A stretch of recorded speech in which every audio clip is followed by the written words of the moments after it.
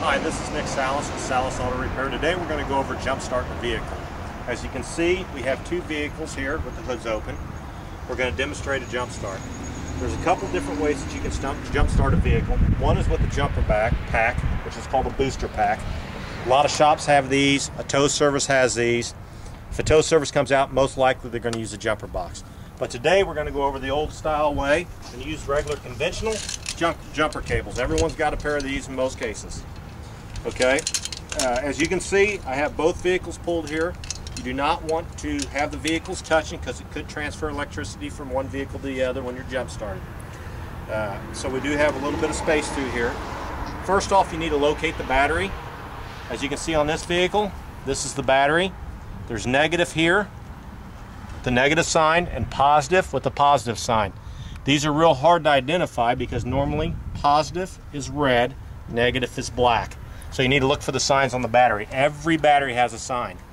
This particular car has the battery in the fender well, so it's a little bit more difficult, but every vehicle that has a battery in the trunk or somewhere else will have a positive jump start activation spot, where this one's got a post right here. So the way to jump start the vehicle is to grab the jumper cables. You want to hook up the positive to the dead car first. Make sure these cables are not touching. Leave the negative there, just don't hook it to anything. We're not going to hook the negative up just yet. We're going to hook the positive to the vehicle, the negative to the battery. Then the last one we hook up is this negative. But before we hook this battery up, go to both vehicles, make sure the keys are off, make sure all accessories are off, radio, air conditioning, everything's off. You do not want the positive and the red and the black to touch. Since the battery on this vehicle is in the fender well, we're going to hook this negative cable up to what we call the strut tower, which is a ground here. It's on the body. It should be fine starting the car. At that point, start the vehicle up, this vehicle here, for 2 to 3 minutes. I'm going to go ahead and start this up. All my accessories are off. And let this run for 2 to 3 minutes. That'll help charge the battery back up. And after this vehicle starts up, we're going to undo the cables the exact opposite of how we hooked them up. So negative off, positive here.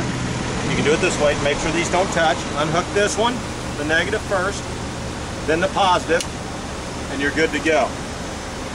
At that point, the vehicle will start.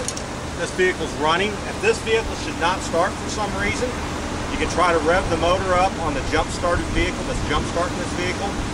You can rev it up to 2,000 RPMs, let it run like that for maybe 2 to 3 minutes.